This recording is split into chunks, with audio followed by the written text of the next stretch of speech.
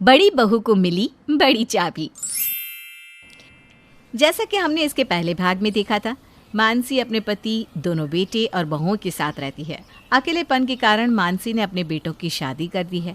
घर में मानसी के हिसाब से ही सब होता है। बेटों की शादी के बाद घर में इस बात का कलेश शुरू हो जाता है कि घर का हिसाब कौन देखेगा। रसोई के खर्च मानसी के द्वारा सुप्रिया को देने से पलक भड़क जाती है और लड़ाई झगड़ा शुरू कर देती है। घर के कलेश से बचने के लिए मानसी अपने पति के सुझाव से अपनी जिम्मेदारियां, पेपर, ज्वेलरी और कुछ जरूरी सामान 2 अलमारियों में रखकर दोनों बहुओं को दे देती है। बड़ी बहू सुप्रिया को मिलती है बड़ी अलमारी और छोटी बहू पलक को मिलती है छोटी अलमारी। पलक मानसी से कहती है, ये क्या है? भाभी को बड़ी चाबी और मुझे छोटी चाबी। हर चीज से तुम्हें प्रॉब्लम है ना? पहले ये तो संभाल लो। फिर पलक सोचती है, मेरा अभी कहना सही नहीं होगा, कुछ दिन देखती हूँ, फिर इन दोनों सास बहू को बताती हूँ। पलक अपनी छोटी चाबी लेकर अपने कमरे में चली जाती है और सुप्रिया बड़ी चाबी पाकर खुश हो जाती है। आज लग रहा है कि मैं बड़ी हूँ, भगवान भगवान। दोनों बहुओं में होड़ लग जाती है कि कौन अपनी जिम्मेदारी अच्छे से निभाता है। एक दिन घर का बिजली का बिल बहुत ज्यादा आ जाता है। बिल देखकर मानसी के पसीने छूट जाते हैं और वो कहती है, इतना भी कोई बिल आता है भला? अब इतने पैसे मैं कहाँ से दूंगी? इनसे भी तो नहीं मांग सकती, हिसाब गड़बड़ा जाएगा। मम्मी जी टेंशन मत लीजिए, मेरे पास है कुछ पैसे। तेरे पास पैसे कहाँ से आए? वो मम्मी जी, आपने स्टोर रूम की चाबी मुझे दी थी ना, मैंने रूम का सारा कबाड़ बेच दिया और उसके अच्छे खासे पैसे मिल गए।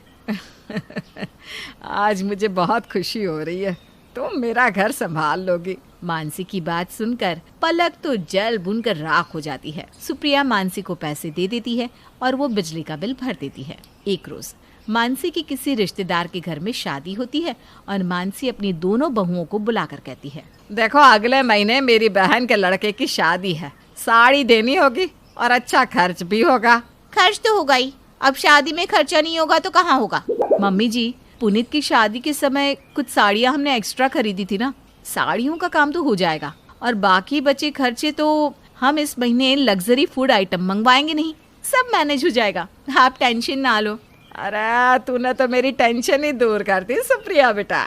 मानसी शादी में जाने की तैयारी करने लगती है और कुछ दिनों बाद शादी में चली जाती है। इधर घर की जिम्मेदारी पलक और सुप्रिया पर आ जाती है।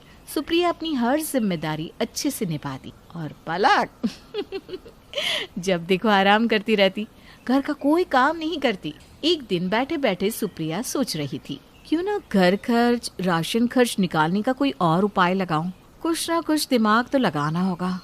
एक दिन सुप्रिया अपनी बड़ी चाबी से बड़ी अलमीरा खोलती है और सामान चेक करने लगती है। देखूं तो अलमारी में है क्या क्या। सुप्रिया अलमारी में रखे एक एक सामान और पेपर चेक करती है और उसे फ्लैट के पेपर मिल जाते हैं। ये तो फ्लैट के पेपर है, ये मम्मी जी ने मुझे संभालने के लिए दिए हैं। ये तो वही फ्लैट है जो मेरी शादी के वक्त खरीदा गया था। ये तो खाली पड़ा है, खाली पड़ा क्या ही काम दे रहा है, ऊपर से देखभाल भी नहीं हो पा रही। इससे अच्छा होगा कि क्यों ना इसे भाड़े पर लगा दूं, इससे फ्लैट की देखभाल भी हो जाएगी और पैसे भी आ जाएंगे। दिमाग अच्छा है तेरे पास सुप्रिया। अगले दिन सुप्रिया OLX पर फ्लैट रेंट पे देने का ऐड डाल देती है और एक हफ्ते में ही 15,000 में फ्लैट भाड़े पर लग जाता है। इस बात का जैसे ही पलक को पता चलता है तो वो आग बबूला होकर सुप्रिया के पास लड़ने चली जाती है।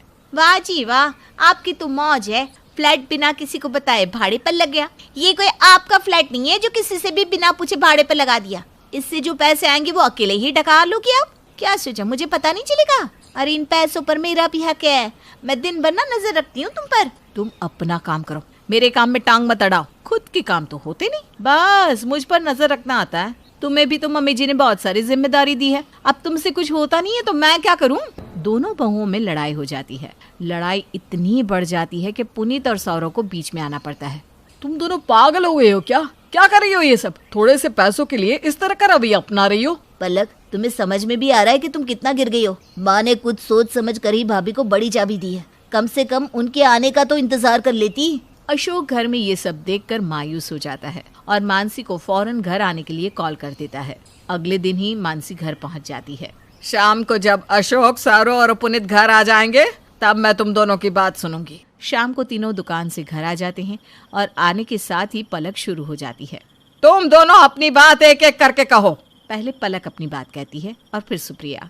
दोनों की बात सुनने के बाद मानसी कहती है, पहली बात तो ये कि जिसको जो जिम्मेदारी मिली है वो अपनी जिम्मेदारी देखे, दूसरे की नहीं। और जहाँ तक फ्लैट भाड़े पर लगाने की बात है तो सुप्रिया ने मुझे पूछकर ही फ्लैट भाड़े पर लगाया है। उसने सोचा कि भाड़े से जो पैसे आएंगे वो उसे घर खर्च में इस्तेमाल कर लेगी ताकि कुछ पैसे बच जाए। पलक, मुझे कहते हुए शर्म आ रही है कि तुम्हारी सोच बहुत छोटी है। सुप्रिया ने अपनी हर जिम्मेदारी को बखूबी निभाया, लेकिन तुमने अभी तक क्या किया ये बताओ। आप तो बस मेरे में ही कमी निकालने में लगी रहती।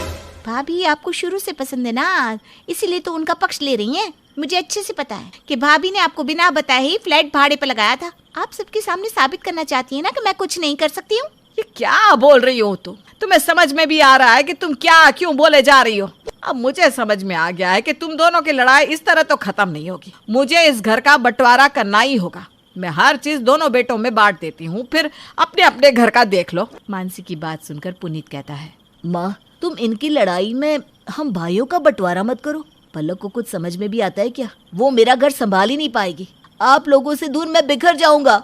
आप घर की लड़ाई में हमें मत पीसो माँ। अरे बेटा, इस घर की शांति के लिए बहुत जरूरी है कि घर का बंटवारा हो जाए, वरना घर में रोज लड़ाइयाँ होती रहेंगी। मानसी घर की हर छोटी बड़ी चीजों का बंटवारा करके दोनों बहुओं को अलग कर देती है ताकि दोनों को एक दूसरे से कोई मतलब ना रहे। मम्मी जी, आप और पापा जी मेरे और सौरव के साथ ही रहिएगा। मानसी और अशोक सौरव और सुप्रिया के साथ रहने लगते हैं। सुप्रिया तो अपना घर आराम से संभाल लेती है, लेकिन पलक से कुछ नहीं होता। अब उसके लिए एक एक दिन निकालना भारी हो जाता है। अब मैं क्या करूं? मुझे तो खाना बनाना भी नहीं आता। पहले भाभी बना दिया करती थी। ये घर मुझसे नहीं संभलेगा, मैं अकेली कुछ नहीं कर पाऊंगी। कुछ दिन तक तो पलक होटल से खाना मंगवा कर खाती है और इस तरह खर्चे का एस्टिमेट भी बिगड़ जाता है। खर्चे देखकर पुनीत कहता है, इस तरह तो मैं रोड पर आ जाऊंगा। हद से ज्यादा खर्च कर रही हो तुम। और रोज बाहर का खाना खा खा कर पलक के पेट में दर्द उठ जाता है। पुनीत उसे तुरंत एडमिट करता है। इधर मानसी और सुप्रिया को जैसे ही पता चलता है वो दोनों भी अस्पताल पहुंच जाती है। होश में आने के बाद पलक रो रो कर मानसी से अपनी गलती की माफी मांगते हुए कहती है, मम्मी जी मुझे माफ कर दीजिए। मैंने जानबूझकर भाभी को परेशान किया। आप सही थी, मैं अकेले जिम्मेदारियां नहीं उठा सकती। कोई बात नहीं छोटी बहू, ये सब मैंने इसीलिए तो किया था ताकि तू समझ पाए, वरना मैं अपने मंदिर जैसे घर का बंटवारा कभी नहीं करती। अब वापस सब एक साथ रहने लगते हैं और मानसी का घर किसी मंदिर से कम नहीं लगता।